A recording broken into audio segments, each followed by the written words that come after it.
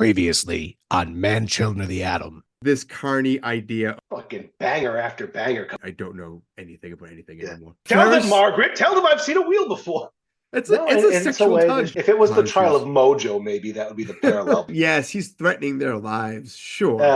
I drive on the sidewalk because I have an excuse. Professor X, if he was watching this, would be hard as a rock. Jackpot.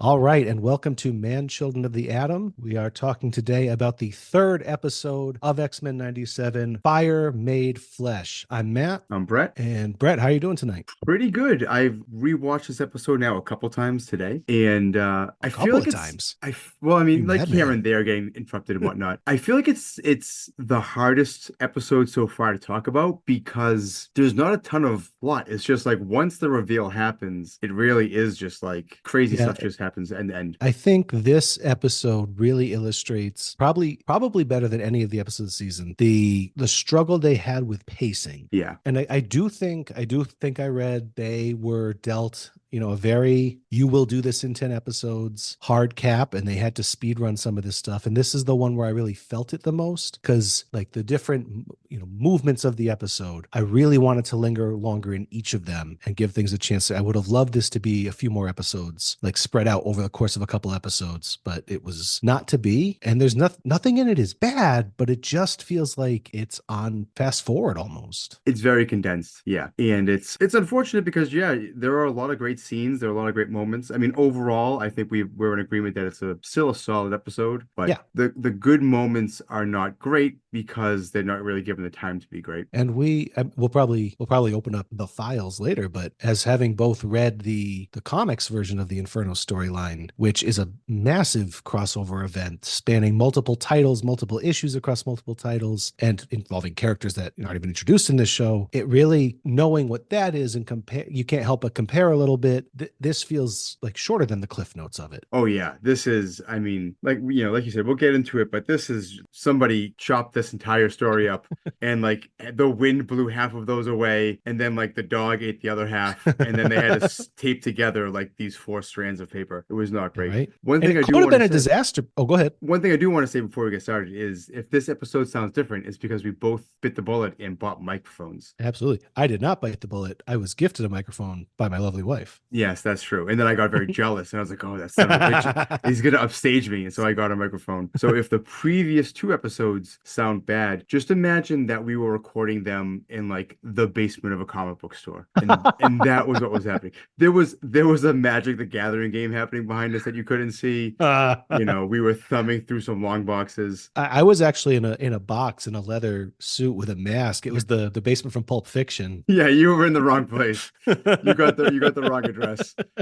You came there not on a bike, but on a chopper. Not on a bike. Yeah, on a chopper. Zed's dead, baby. Zed's dead. All right, so let's jump into this. Let's do it. I was shocked how quickly we get the reveal that Madeline is like it's in the first 2 minutes, basically. It's basically the opening scene. Yeah, we get Madeline, who gets revealed as Madeline, is doing her telepathy on Jean, right, but not named as such until the very end. Sure. We get a bunch of creepy shots of old scenes from X-Men past, but Jean has that no face. She has the question face, which is always creeps me out. And she's being attended to by Dr. Beast. Yes, our favorite character, Dr. Beast. We get a great line here that I think is very funny out of context, where Madeline says her mind is dense. And I thought, ooh, that's a burn. That's right. And in these flashbacks, is this we start to see the first glimpses of where Mr. Sinister hangs out. We see his little basement. And I got to tell you, man, this guy is not buying regulation like lab equipment. This looks like he bought lab stuff and then dressed it up with stuff he bought from Halloween Depot or whatever. Yeah. Like it is. We will get into it Go ahead. as this conversation goes on, but this dude is living in a castle from Castlevania. Oh, 100%. This guy's living in a video game. Yeah, he's in the chapel of the non-believer or whatever. Yeah, I when I first saw this episode, I was like, I can't believe like how Halloween Town this is, and that is not a complaint. I really enjoy it. I love complete with the Batwing scene wipes and everything. Yes, the bat transitions are rad. Yeah, they're great. They do a lot of fun animation around the powers for this episode with that green and purple like flame. Absolutely. It adds a great pop of color. It makes this episode visually very distinct from every other episode. Yeah. We'll get to the scene a little bit in, but the animators got to have some fun, right? They got to have some fun with like, okay, if the X-Mansion is going to seem like it's going to hell, let's make hell. And like they really clearly there was some Miyazaki influence and so we'll get there, but yeah, and I agree with you, powers having a distinctive look, kind of signature colors to them. We see, actually this is right here at the beginning, we see the first glimpse of the Mr. Sinister like mind dominance power having the signature red diamond, like which recurs. We would think it feels like it's a one-off for this episode, but that comes back in important ways later. Yeah, they do a really good job in the show because like you said, it was so constrained for time. Yes. Of basically saying, let's just do these visual cues. We won't explain them. We'll let them explain themselves. We're not going to overuse them. And just, it might not be the best way to do it, but it's a way that we're going to do it because it's going to save us time and it allows the animators and the directors to really use the visual medium of storytelling. It's great. Yeah, absolutely. So yeah, we have these. Oh, go ahead. Here's a question. Please. Did Jean escape or did Sinister set her free? I lean towards set free. Why? I don't know. He's always trying to set things in motion. I guess I don't have a good reason for the answer. But he's a man who likes his machinations. He really does. Is it to sow discord? Is it to create the disruption needed for him to have a pretty clean shot at his real objective, taking the baby, I think that's what it is, right? Because the thing that they play with in this episode that I think is really cool is we have no idea when they were switched. We have no idea how long Madeline has been in Jean's place. And the thing that you can imagine that triggers her return is the birth of a baby. Because so we are both fathers. Happy Father's Day, by the way. Hey, happy belated. Yeah, that's happy right. belated Father's Day. This is the fastest growing baby in the history of babies. Oh this my thing God. is like 2 days old. And it's enormous. At birth, seconds after birth. Its eyes are open. His Full head of eyes hair. are open. He's laughing. Babies don't laugh that early on. No wonder why Mr. Sinister is eager to have his child under his thumb. Well, yeah, like live action television stuff, they had to use babies that were a little older than because you couldn't ethically get a newborn. It's animated. They could have. It's animated. Yeah, I think it's a thing, and they don't tell you this when you're growing up. Babies are kind of creepy looking, and you need this baby to emote a little bit to smile at a person here and there. And I guess they didn't have the time to let it breathe, to have Nathan be a little by the time this episode eventually get this episode. No, we had to dive into it. It's the next day, basically. Yeah, this baby is like 2 days old, and at the end, like the emotional beats that are supposed to really resonate, I feel like they don't really hit as hard as they can because we didn't have that build up to it. It was like just this episode is the baby's episode. Yeah. I suppose is baby's day out.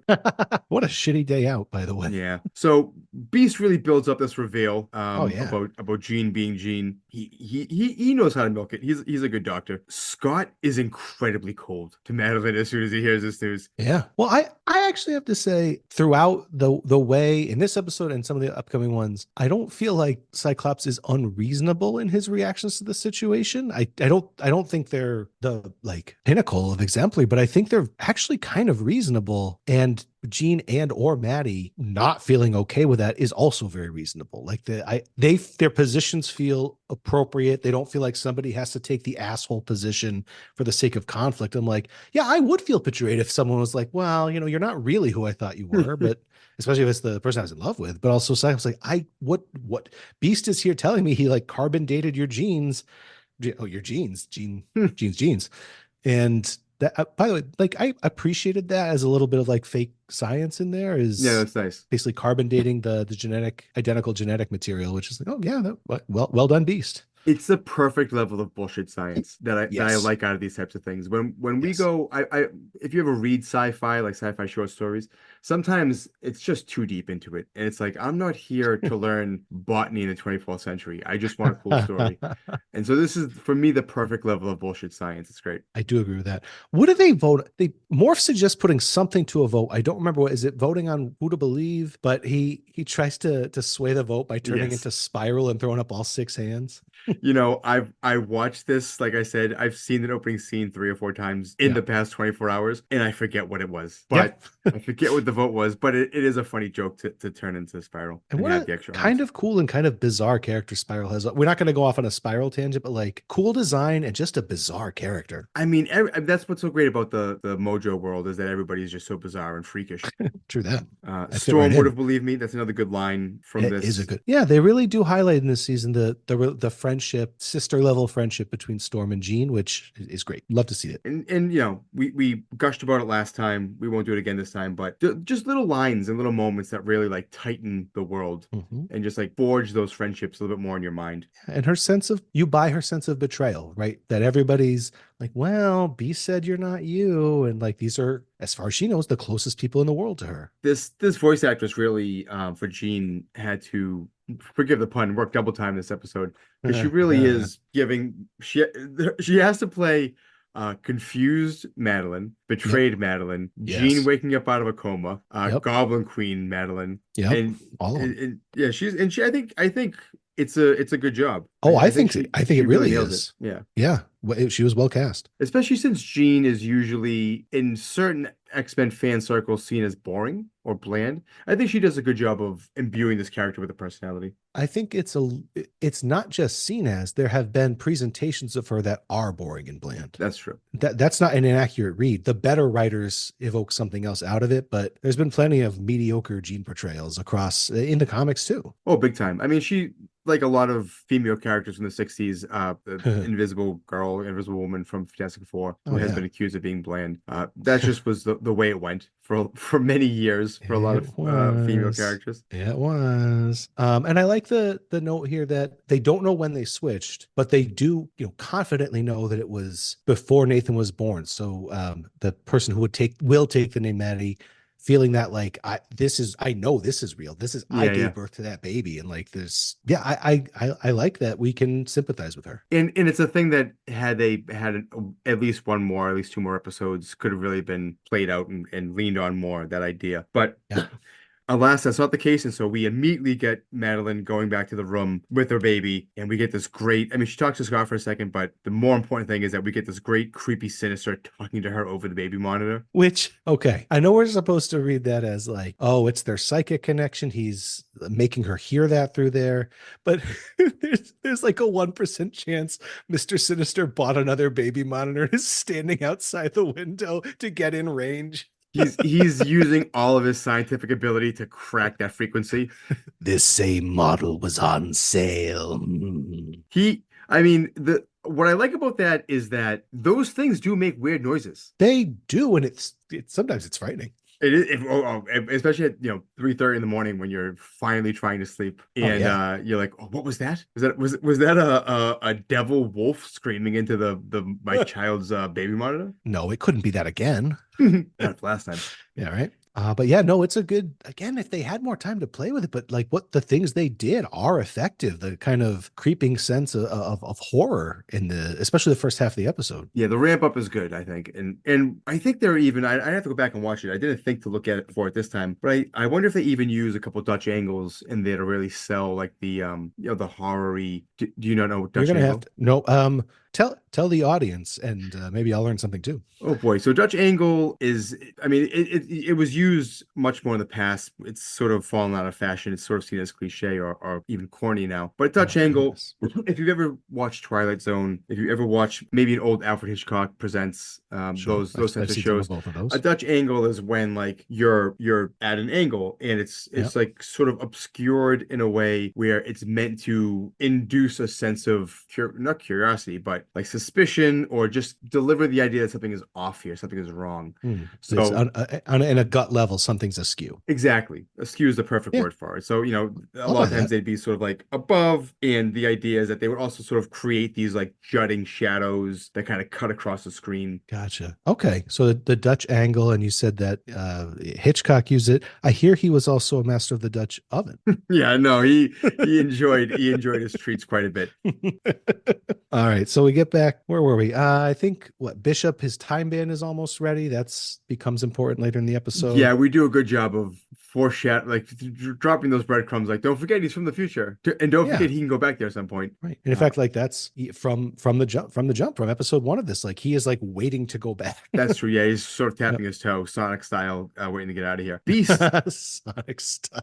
Beast yet again is really like, this is my moment to shine. Dr. Beast is here, and he says, a man so dark and twisted he can be described as nothing other than ...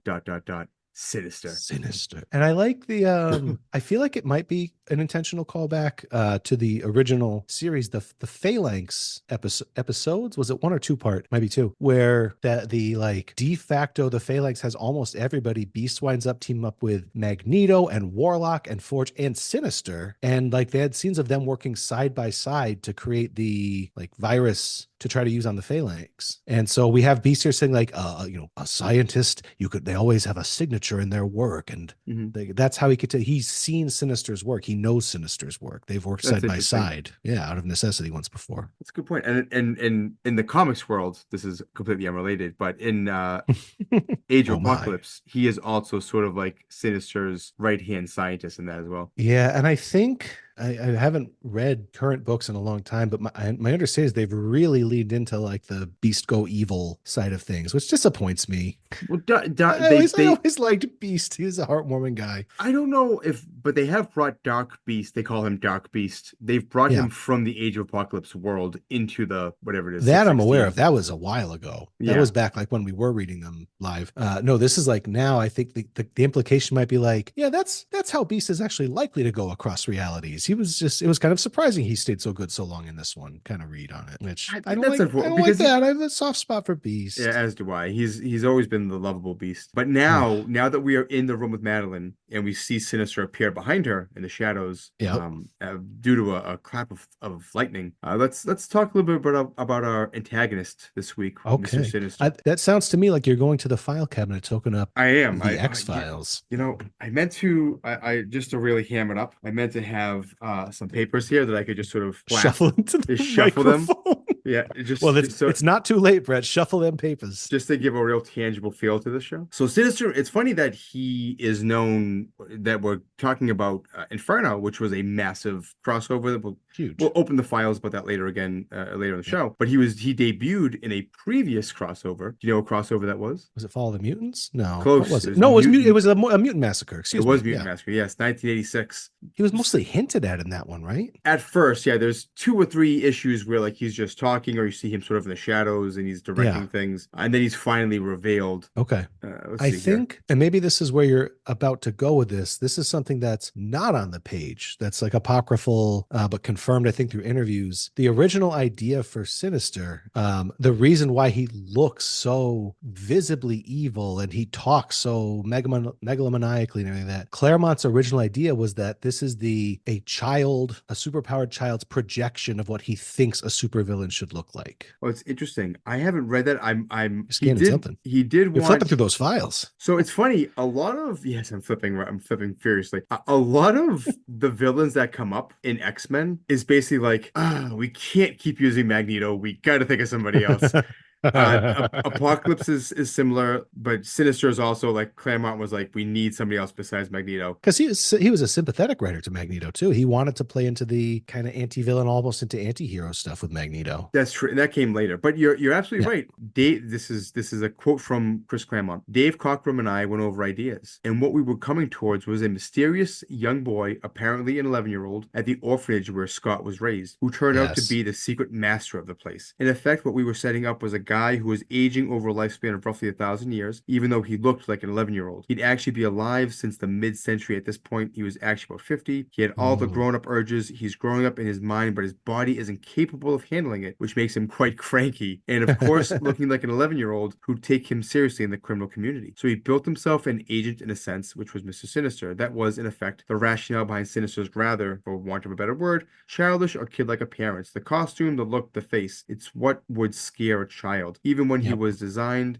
he wasn't what you'd expect in a guy like that. Yeah, there we go. You nailed it. Nailed it. And his first appearance, his first physical appearance is Uncanny X-Men number 221, which is in 1987. And they do drop hints in some of those early issues, like Cyclops referencing there being this boy at the place who wasn't surprised by his powers, and no one ever seemed to stop him from doing what he wanted, this other kid. But then I think it was once another writer took the book, they didn't know that was the plan and just wrote him as he is as he appears on the tin. And it's interesting that that is his inception, or the idea behind his inception. And one of his most famous crossovers is Inferno, which is so heavily focused on stealing babies, stealing absolutely. children. So that's Mr. Sinister. I wish I could have Everyone the Dave Letterman needs a hobby. the Dave Letterman throw a card and it breaks the window, but we don't have that kind of technology here. That's right. We don't have glass money. We don't have podcast. No. This isn't the WWE. We can't be breaking glass every other second. So a little on the background of Sinister and why he looks the way he does, but he does look the way he does, and then he causes Madeline to look the way she looks as the Goblin Queen. Yes, he says, "Time to wake up, my queen." We get a great shot of the Marvel Girl costume spilling out onto the floor. We do. She immediately starts freaking out and says, "They shall know my Inferno." So we're really laying it on thick here. Just dive right into that villain. And I guess, all right, we got the Mr. Sinister mind, let's all buy it, but it is a steep and rapid descent into full-on villainy. Yeah, and this is when this when this episode first came out, I think I even said out loud in my living room, "Wow, that was fast." 100%. And the costuming, I mean, for the show, a little provocative, a little risque, but I guess compared to holy moly. Yeah, that she's barely clothed in the comics. And to their credit, question mark, like it wasn't only sexist, like Havoc was basically wearing almost nothing in that by the end of Inferno. A couple of them were all but unclothed. Yeah, so let's do it. So Inferno, it is we're going back there. Open up that other file from the X-Files. There we go. Let's get these files up. Let's do it. So Inferno, it comes out in 1989. It spans 17 issues in the X-Men world, which is Uncanny X-Men, X-Factor, New Mutants. 17 issues. Yeah, holy crap. Thanks for the count on that. And they sort of invented the Exterminators. There's 4 books of the Exterminators, which are those chapters were not great. So here's the thing. So the Exterminators are a group of kids, some of whom end up in the New Mutants. We get Takashi, who is a whiz mutant. Kid. Yep. He's the whiz kid. He is in a wheelchair, and he learns that his powers is that he can sort of augment his wheelchair and build sort of guns and cool cars and helicopters and stuff like that. Yep. It's the artists behind this. Writers are Louis Simonson and Chris Claremont. The illustrators are John not Bogdanovich, but I believe in you. You can do it. I have no idea how to say this guy's last name. I'm sorry, John. I can't see what you're seeing. I can't read it for you. Mark Silvestri, Terry Shoemaker, and the great Walter Simonson, and Bret Blevins. No relation. Let me step into your mind and I will read it with you. We'll talk about that when we get here. We'll get there. The Professor X voice in this episode and later on, I'm not crazy about it. I'm not. He's like a little too nice. He's like trying too hard to be Professor X. Anyway. Yeah. So I love Inferno. I think it's a great crossover. Basically, the idea is that these demons are stealing all of these mutant babies from around the world, specifically New York, because they are going to open a portal to Limbo. Right. Belasco's Limbo. I guess Belasco's not there anymore by this time, but it's 2 demons competing for this Limbo, this other world. Sim and Nastir, I think is the name, something like that. Yeah, they're and really... Ileana's involved. She's also the third competition, even though she doesn't want to be. maybe, or she's descending into demonhood, something like that. There's a lot of demonology there. It leads to an interesting approach to the story, which is it fluctuates between being really fun and also like demons just ripping people apart. I agree. The tonal whiplash is considerable. And I actually don't mind it because I feel like in comic book form you can get away with that. In other mediums, I think it's a little bit harder to do. But fair. I was thumbing through it this morning, and there's literally scenes where demons fly into a house, murder a husband, steal a baby as the mother's screaming. And then it's like, let's check out what the exterminators are doing, and they're like stealing clothes from the mall. And I just have a soft spot for that sort of manic insanity of 80s X-Men comics. And the exterminators, they were largely the young mutants that early X Factor had like found and saved, and were kind of like hiding and protecting. And that's a whole like X Factor had a whole thing where they were pretending to be humans, but then they were being the exterminators when they would pretend to be like mean mutants, and they were being set up by Cameron Hodge or whoever it was that was in charge of their team. It was Hodge. Yeah, Hodge was Angel's college roommate, and he was like a PR guy, but he was secretly also like a hate fanatic. This is X-Men at their soap opera ish.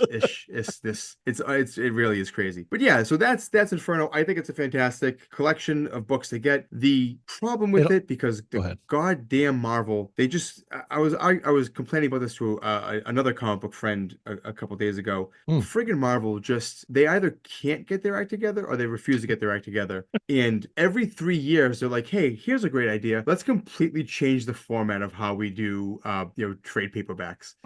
So you can get these, but there was at one point a massive Inferno omnibus that was like 1,200 pages. It had all of the X-Men stuff. It had the Daredevil stuff, the Spider-Man stuff, like everything that Inferno touched, Avengers as well, Cloak and Dagger, like all those issues are in there. That is no longer in stock. And if you wanted to buy it off of Amazon or eBay, it would probably be exorbitantly expensive because you can't get anywhere else. Then there are also trade paperbacks, which is Inferno Volume 1 and Inferno Volume 2, which has all the X-Men stuff plus a few other ones. And then there's the one that I have, which is X-Men Milestones. That's its own sort of line of X-Men and Marvel books. That's probably true believers. This was my instructions in my will from beyond the grave. Excelsior! You'll never get them all in one place. He is. You'll never catch them all with that son of a bitch.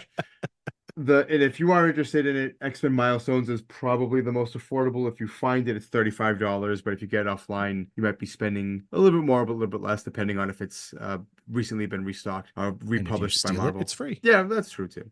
The 5-finger discount. That's right. Yeah. So and then Inferno also, it was in addition to everything that you've just said, because boy, did it tread a lot of ground. It was the editorial team's way of resolving the Cyclops, Jean Grey, Madeline Pryor impasse, kind of the love triangle stuff there, in a way that wasn't super kind to Madeline, who is more sympathetic in the books because she goes through being abandoned by Cyclops when Jean is found alive, and it's a whole thing that they did not have time to get into in this show. Yeah, and it's she sort of famously gets done dirty in the comics.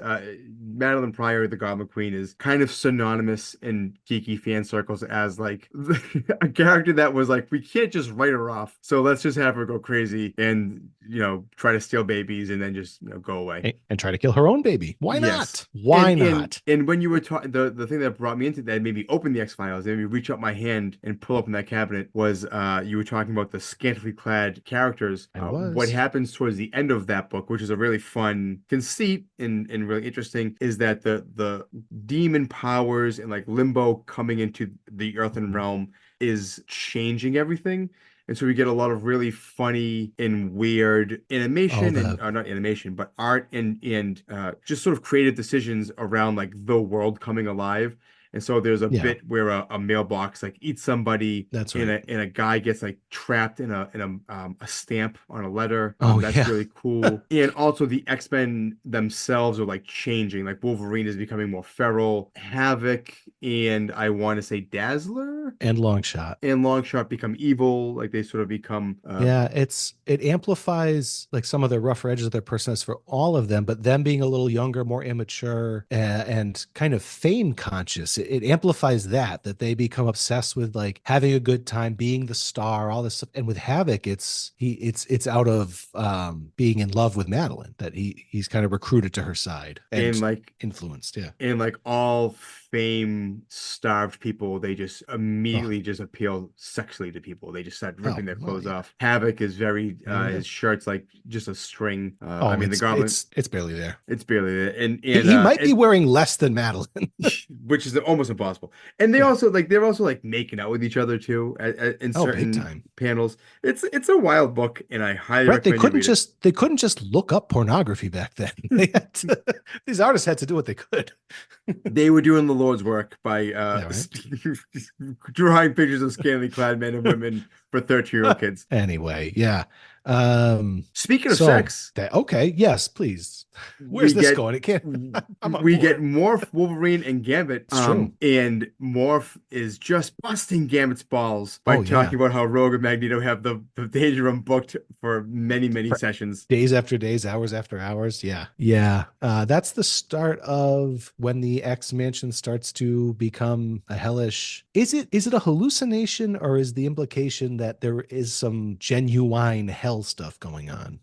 It's not clear. It is not clear. And I think the way I take it is that it's sort of like a combination of all of Jean's or Madeline's powers, right? She's a telekinetic and she has telekinesis. So she's like shaping the world to her will, both in a psychological way and a physical way. So that was my take from it. Yeah, that's probably about right. But each of the X-Men that they show, unaware that this is what's happening, and for if you start to experience their nightmare, their horror. So Gambit goes to check on what's going on with Rogue Magneto and finds the room bizarrely looking kind of like the Savage Land. Rogue dressed like she's in the set, and Rogue and Magneto's bodies literally melting into each other. It is some Cronenberg body horror things. This is you've probably never seen this movie. Most people listening, if anybody's listening, has probably never seen this movie. But this is very Society-esque. If you've ever heard of the film Society, no, I haven't. Society. I mean, we don't have to open the X-Files for this, but Society is a very gross but kind of cool B movie from the late '80s, and it's basically a big satire, body horror criticism of the 1%. It's all about like very rich people, and there's a lot of like their bodies are shaping into very gross things. So when I saw that, I was the Leo DiCaprio pointing at the TV meme. I was like, oh my god, that's absolutely a reference to Society. I don't care if it is or it isn't. And we get the other. Go ahead. No, you. Well, and we get to see what's happening for some of the others as they confront their horrors with Morph. It's starting to give our first hints that Morph's friendship with Wolverine, he may have feelings that are more than friendship, because as a flirtatious line heading into the shower, I'll get those hard to reach places for you, something like that. Morph, they pop the claws. Yep. And they pop the claws, and Wolverine like turns into Sinister. And I think they do a nice job in this episode at a couple points of showing us how traumatic Morph's experiences with Sinister were and how that still hangs with them. We get some screams from Morph that I think are quite chilling. Yep, we do. And Jubilee and Sunspot, who doesn't go by Sunspot yet, are watching a movie, and the movie comes to life, and kind of at first it's kind of like the Ring creature coming out of the screen, but then it moves like a Miyazaki, like in Spirited Away, kind of demonic figure, and then it has the face of Roberto's mother, right? And his fear of being exposed and rejected for being a mutant, and Beast stings the elevator, and there's just a giant face monster with this is also like straight out of Spirited Away almost. I was gonna say this is very Miyazaki meets like The Shining, where you almost expect a gallon of several gallons of blood to fall out, but it's just this giant face, and Beast says something to the effect of, I believe this is the wrong floor, or something like that. Something classic Beast. Yeah. And Cyclops sees it's a version of Xavier who said, demerits, my boy. Yeah. We get I typed up creepy Professor X, creepy Shard, who is Shard, Bishop's sister. Looks like she's coming out of a tree almost. Yep, and confronting him. Why did you abandon our timeline? Whatever it is. Yeah. So they all have their horror beat, and I get the team got to have a little fun for 25 seconds or whatever, but they got to have fun with how they played with this, and I think some pretty memorable visuals. Like they achieved what they set out to achieve here. Yeah, I mean it's one of those things where they really do just get to cram a lot of, whether it's creativity or inspiration or homages or whatever you want to call them, like you said, into a pretty quick couple seconds. But they really do. This is one of those episodes where they're really filling the screen a lot with Yes. their visual pizzazz. They're really That's a going good for way it, to like put you it. said. Wolverine gives a good "what the heck is going on." I was really hoping for "what the hell is going on," but we get a heck. Well, but then they couldn't burn the word hell then because they need to use it a couple seconds later when Morph they say, oh, haven't you figured it out? We're in hell. Yeah, that's true. Yeah. That's true. We get while this is all descending into chaos and the fight begins, we get some Beast once again. Beast just really soaking up the chance. He was really drawing out those reveals earlier, and now Yep. he not only gives us a Dante's Inferno reference, but we get a beware the Jabberwocky, my son. Lewis He's really Carroll, going for it. yes. Yes. It's Beast. Beast always has a literary quote for any occasion. That feels like a very writerly thing. Like, oh crap, we got to get Beast some references. Just cram two in here. Just get him in. Absolutely. And Cyclops has a line in here realizing who must be behind. This is the clone, like catching himself and Yes. not sure, like still not sure even how he is thinking of her, them, the two of them. It's good.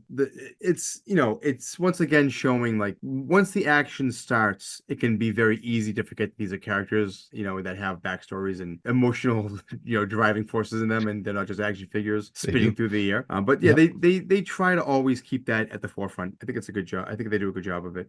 We And, get another team up here in the last we episode. do. In episode 1, it was Gambit and Wolverine.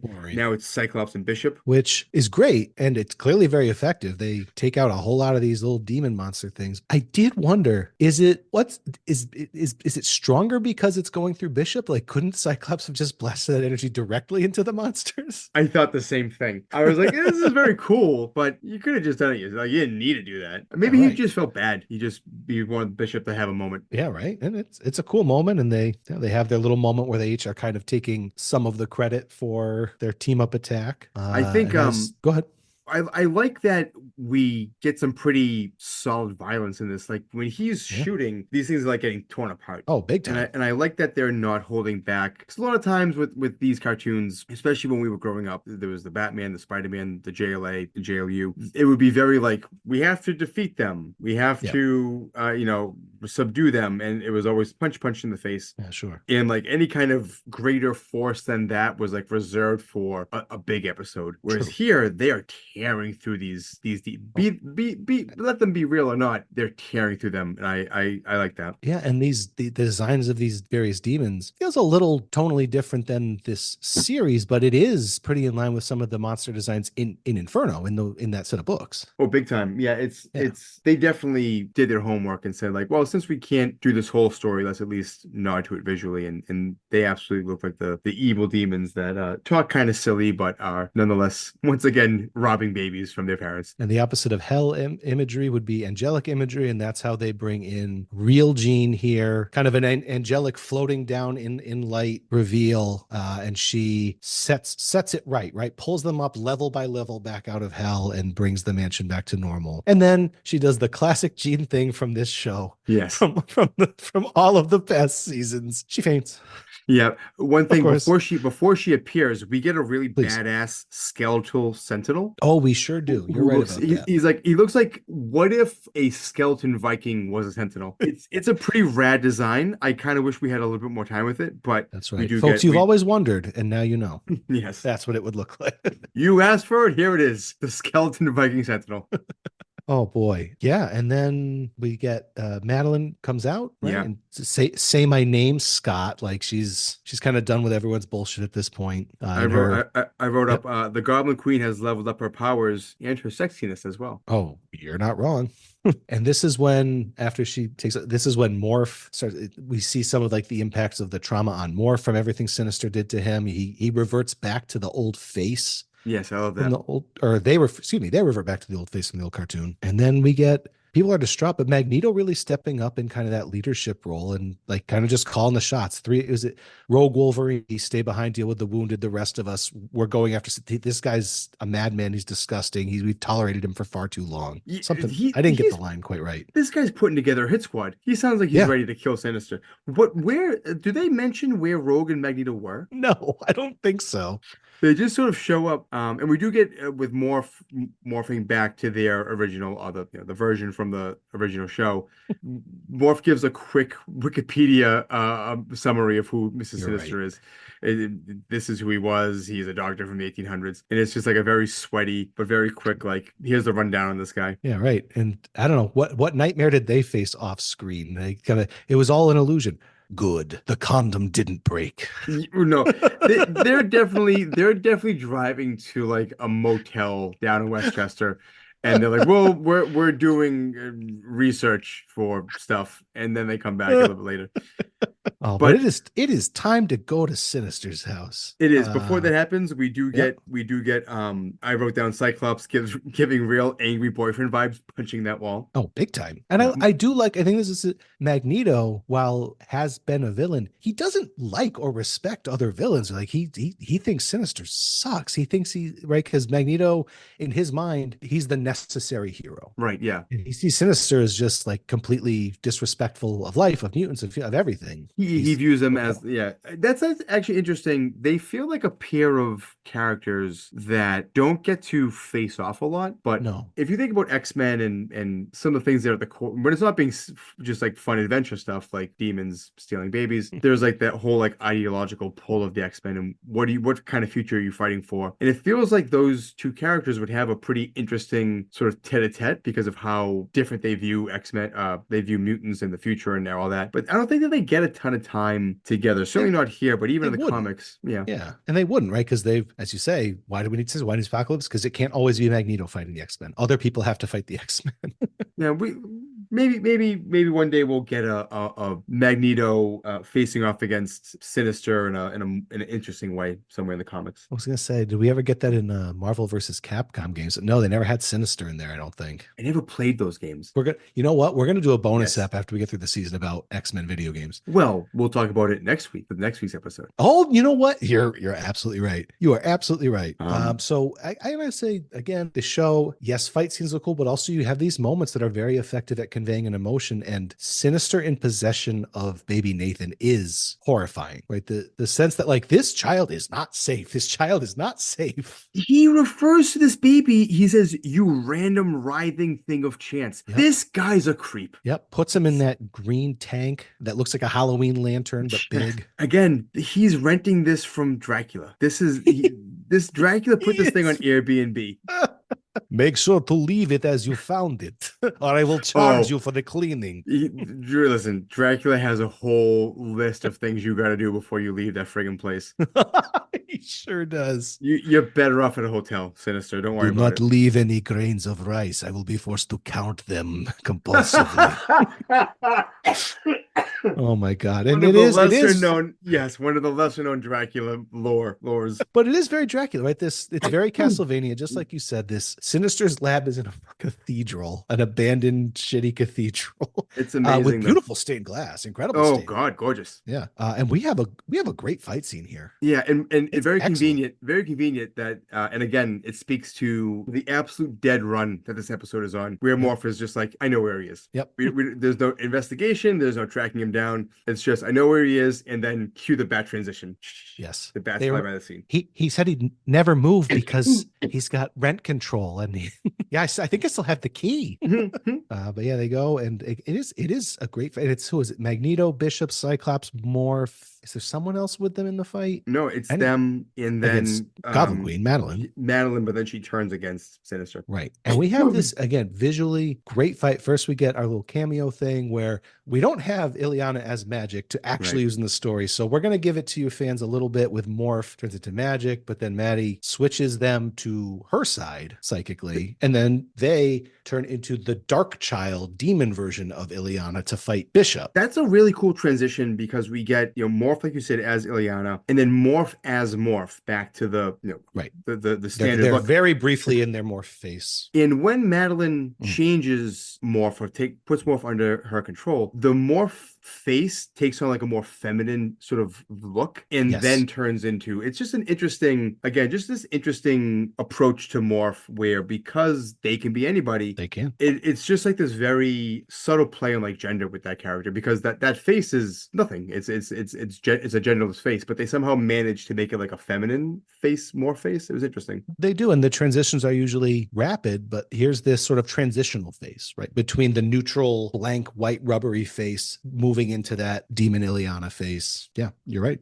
And then we have one of my favorite parts of the episode is Magneto versus Goblin Queen, where Magneto's flinging the metal, the iron from around the at ripping the copper wire out of this place. Yeah. And I'm not bound only by my telekinetic powers, are not bound by the rules of magnetism. And there's the brief oh shit moment when you realize she's about to weaponize every tiny shard of glass in this cathedral. And I love the way they did it, where Magneto he's competent in the use of his powers. He puts up the barrier, he's using the metal to try to block, and he just can't get them all. There's so much. It's death by 1,000 cuts. You see them making contact, cutting his arms, cutting his uniform, even though he's defending about as well as anybody could hope to. I think this is the first use of blood in the cartoon. Did we see any in any of the previous? If not, it's a notable use of it. And it is a great fight. They square it off, and it's her powers, like that green and purple, is just sort of flying everywhere.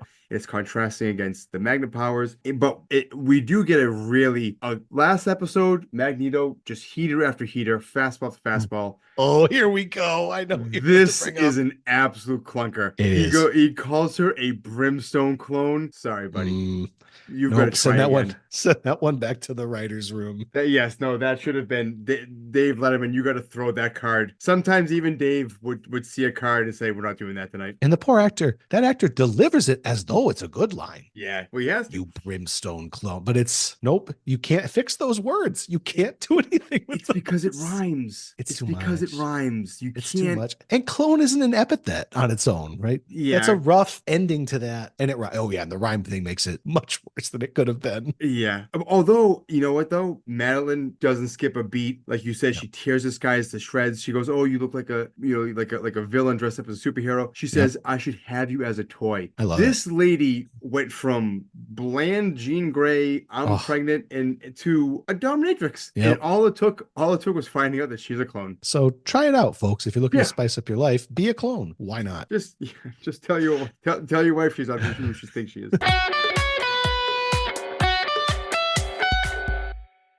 And we get kind of a meanwhile in the med bay or whatever with Wolverine, kind of watching over Jean. And it's as her mind is reeling with all this, she's able to use him as an anchor to kind of find her focus back, to not be overwhelmed by her telepathy. And it's an indication of the depth of feeling that Wolverine holds for her. And I guess he's not a creep about it here. He's not shying away from the fact he has these feelings, but it's a great. We talked about this in our other episodes, but it's Wolverine just in a different mode. They're not using him as the action hero guy. They're using him as kind of not a sounding board, but like as a person who we're defining other people's relationships because of him. Like, how does he relate to this person? How does he relate to that person? What is his role within the team? And it's not always just dicing people up. It is a nice little moment. And we do get the transition back into the fight. Is Jean's face is like overlaid with Cyclops screaming. Like her face kind of goes opaque, and we go back to Cyclops. We get the absolutely badass scene where Madeline is laughing over Magneto, and then she gets absolutely rocked in the face by Cyclops' optic blast, and the blood goes apologizes flying. Immediately. Yes, he does.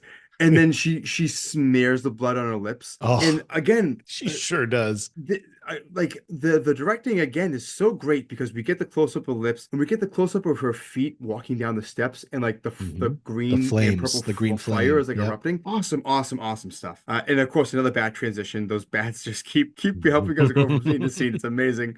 But yeah, those little touches where we're like just building up a little bit of anticipation, like her getting hit in the face with that optic blast, like stops the fight. And so it slows things down, and it allows her to be a little menacing. It allows her to be a little sexy, and it just lets the animation, fly, where like those little touches of the flames going up, just great touches like that. I think really, again, even for an episode that we both really like, but suffers from some rough pacing, we do still have those moments moments where it's like, yes, this comes alive. Yes, this looks really good. 100%. 100%. It's what's between those moments that's a little thin. Yeah, and not even thin in the sense that those scenes don't work, but Oh, they unfortunately, work. there just isn't enough behind them Yeah. to really Some of the make them stuff land. it needed to marinate a little big more time. to really stick. What was great could have been like wonderful.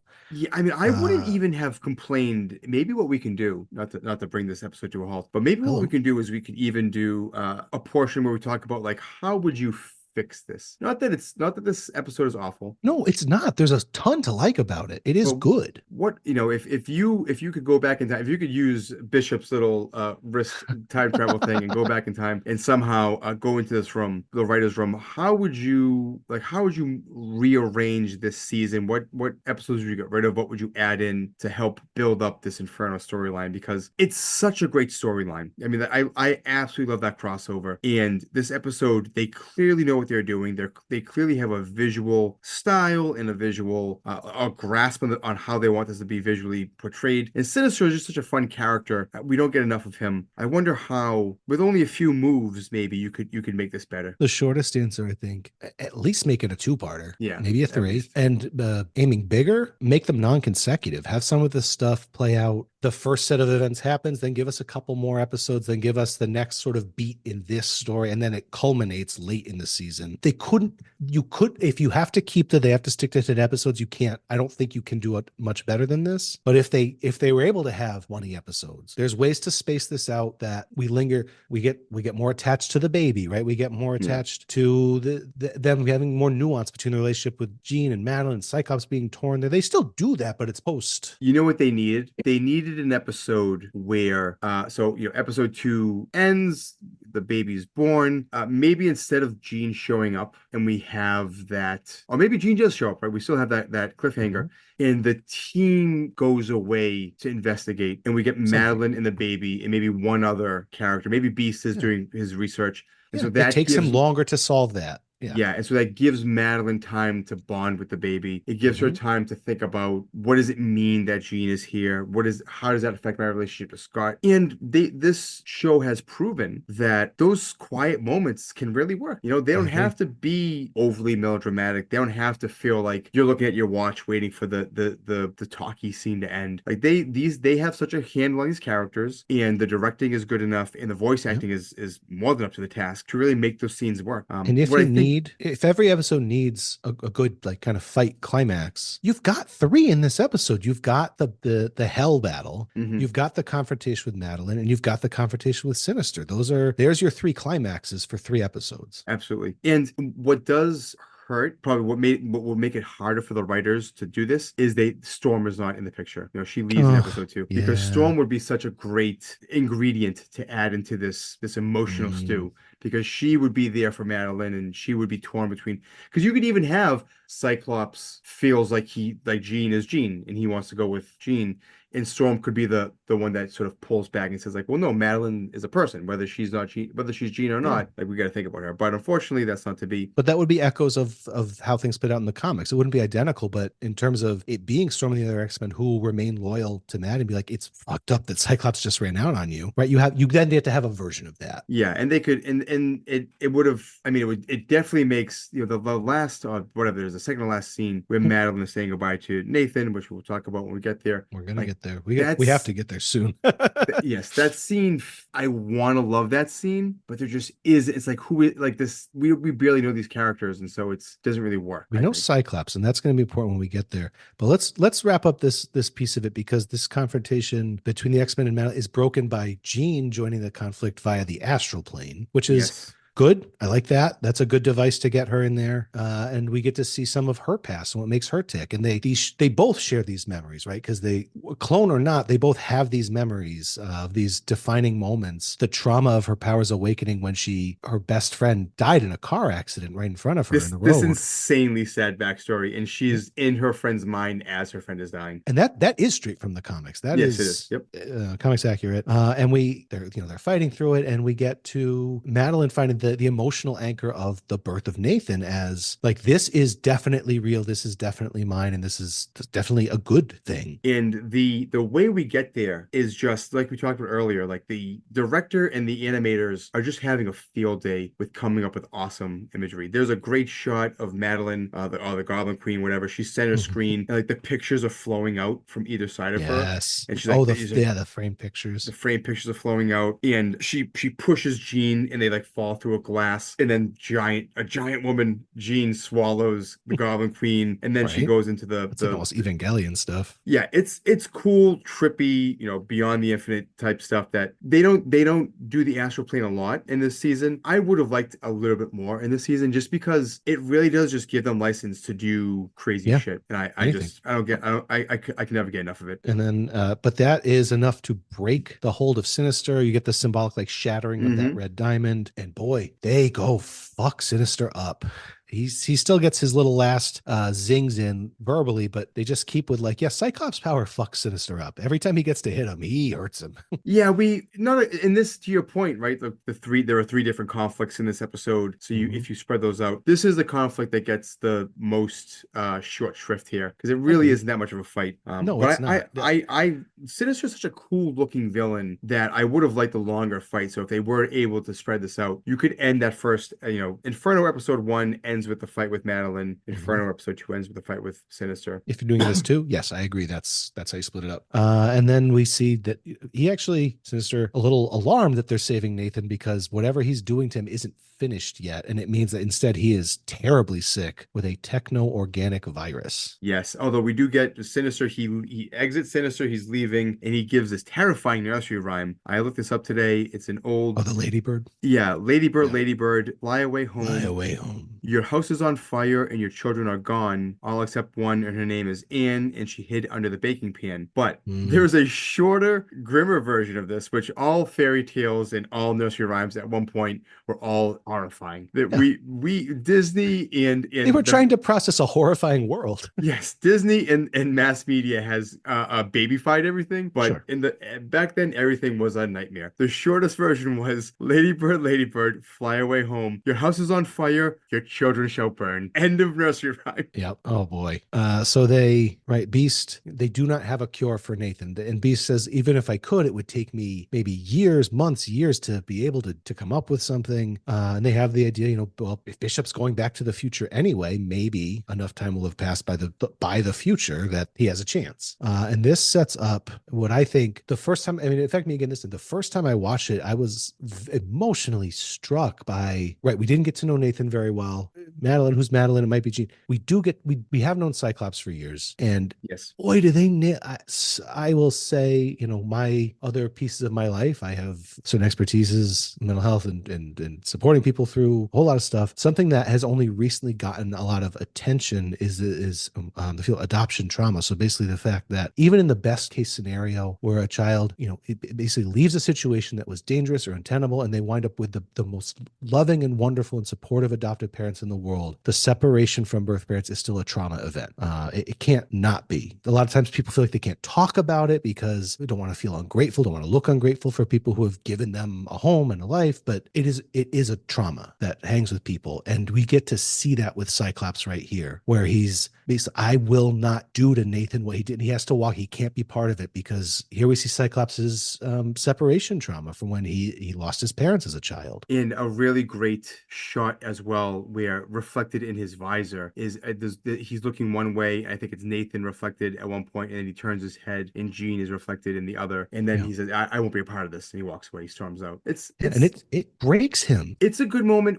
I've always really, let me rephrase that. Cyclops is so easy to see as like the dork leader and all this. I've always thought that his sort of origin story, which is they're in the plane with his brother and his parents, and they have to jump out, was always a pretty cool origin story. It wasn't until I really started collecting the Claremont run and started reading, the majority of those issues, where it really started to settle in, like, oh, Cyclops is actually a really interesting character because of how he evolves over the years. And this is a nice little, well, I mean, the reason why people call him a Boy Scout, right? And the reason why he's always seen as like a dick and boring is, and I don't know if it's ever really laid out this clearly in the comics, but it's like he is the survivor of this trauma. He thought he saved his brother, but then Alex goes missing for a while, and so he has the older brother syndrome where he's like, I have to take care of the team. Yeah. And Yes. and interesting thing that happens throughout the comics, it's like comic book writing evolved with the character of Cyclops. So early comic books, That's a good way to put it. I've just finished reading. I'm like, I have one issue left in a really old,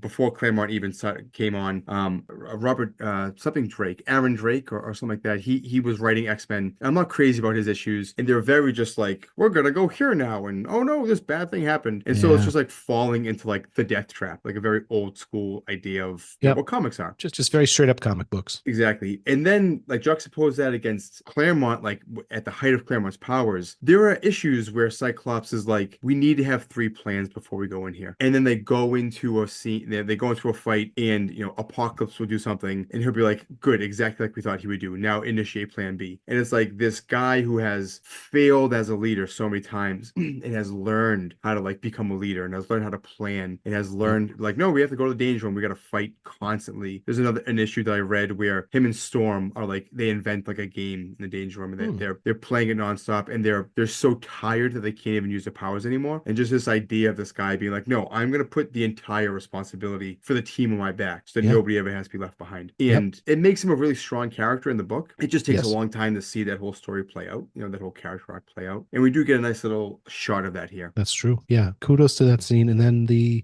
pretty touching Madeline's psychic message to Nathan before she sends him with Bishop. It's it's a really, we talked about this in one of the last episodes, but finding ways to use their powers that are not the way you would normally think of them using them, and B, not even in like an action sense, combat. Right? Like just like the idea of like leaving this mental message that maybe when he's older he'll be able to read it, sort of thing. Yeah. And the scene is beautifully set. Like we get the fireflies, the triangle time travel portal looks really cool as well. Just every time they need to rise to the occasion visually, they do it. And I like, again, this kid shouldn't be this old. This kid shouldn't be this developmentally advanced. But I do, if we can set that aside, like I like the way, like at first, he doesn't mind being held by Bishop. He's grabbing at his scarf thing and things. But then it's when he starts to walk away that you see that separation trauma start to happen. I'm being taken from my mother. After having just been taken. In a really effective use of like, we're seeing Madeline, we're hearing the baby cry. There's like a low hum that sort of represents the time travel portal, and then it all goes away and it's silent for a little bit. It all goes away. Really effective. Yeah, and we get our kind of in conclusion, our goodbye scene. Madeline's gonna leave. Jean sees her off there. They kind of make a peace between them. They reach kind of an understanding, and this is where she like says, "I'm taking the name Madeline Pryor." And for all of us who've read the books, it's like, good, and that's the name. I wonder for someone who hasn't read any, it's like, oh, they said that name like it's significant. Why did she pick the name Madeline Pryor? Yeah, it does feel like it's supposed to represent something. Is her friend's name Maddie? Annie. Because in that scene, it sounds like she says Maddie. It's close. No, and Annie, so I was like, Annie something. I forget. They even get a last name, I think, in the books. I don't remember what it is, though. It's Annie. Yes. And I was like, because when I was watching it this time, I was like, oh, if they change the name to Maddie, then Madeline is sort of like taking the friend's name. Like there's like residence there. Yeah, it would be. But nope, they're just bringing it back to a name from the comic books. Yeah. Which is fine. It's fine. Of course it's fine. Had they done 2 or 3 episodes, and maybe they could have played out Jean's origin a little bit more, and they could have changed that kid's name to Madeline, that would be fine. Nobody would care about that. Because then it would make this name have a little bit more power to it. You've been on the internet. You should know. You can't change anything. Someone will care about it. I have too much going on in my life to go on the internet. I mean, I still do sometimes, unfortunately. But We're recording this over the internet. I do my damnedest. To avoid forums. I can't be with the people. I get too angry. You're aware of their existence. Unfortunately. And if you're listening to the show, you're the good ones. And then we get our button scene on the end, which is checking in with Storm, who's drinking in a bar in Texas, looking great with her cutoff jacket and her mohawk. Sweet outfit. Yep. And here comes Forge. No summer like a Texas summer. What a pickup line. Yeah. And I like what's the line he says? Something about the weather, and she just not even like angry, but just like cutting through the bullshit. Like, yeah, who are you? And I saw this, and I gotta tell you, I started losing my mind because I was like, oh my God, not only did they do Inferno, but they're gonna do Life Death. I mean, that issue, which is drawn by Barry Windsor Smith, which, if you don't know who that is an incredible artist. He's the guy that did the Weapon X Wolverine stuff. Okay. He's incredibly detailed artist. He draws amazing pictures. That issue is beautifully drawn. It's one of my favorite issues, and I saw this and I was like, I can't believe they're just the original show. You know, it took the Phoenix and it did all these other things, and like this new incarnation is doing it. They're taking classic issues and classic crossovers and making it their own. Could this have been longer? Absolutely, and we'll get to the Life Death and where it works and where it doesn't work. Yeah. But I was flipping the frig out when I saw this. Yeah. In a good way.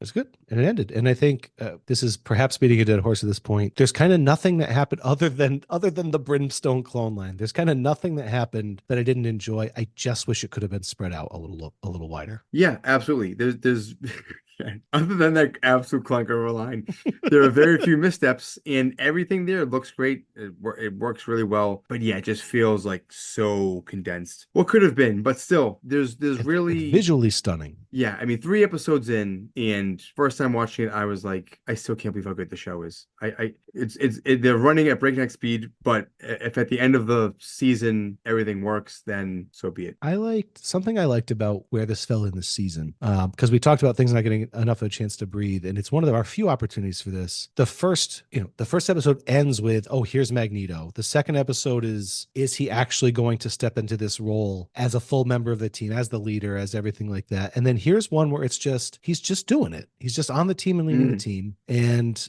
pretty soon we're going to pick up with the overarching season plot stuff. And this is our chance to kind of breathe in that reality of like, yes, there is this span of time where he's just in it and he's one of the X-Men and he's doing it. It's almost like a one-off adventure before the overarching story comes in. Yeah, exactly. Yeah, and we'll get a little bit more of that next week when we do episode 4, which is our very much like one-off breather episode situation, and we'll get there too. Excellent. Well, if we have nothing else, I think it's time to say that we will see you next time. There, we got it this time. Beautiful. We got it. Our theme song was written and recorded by Cheer Captain. Find Cheer Captain at cheercaptain.bandcamp.com. To contact Matt or Bret, email us at manchildrenoftheatom@gmail.com.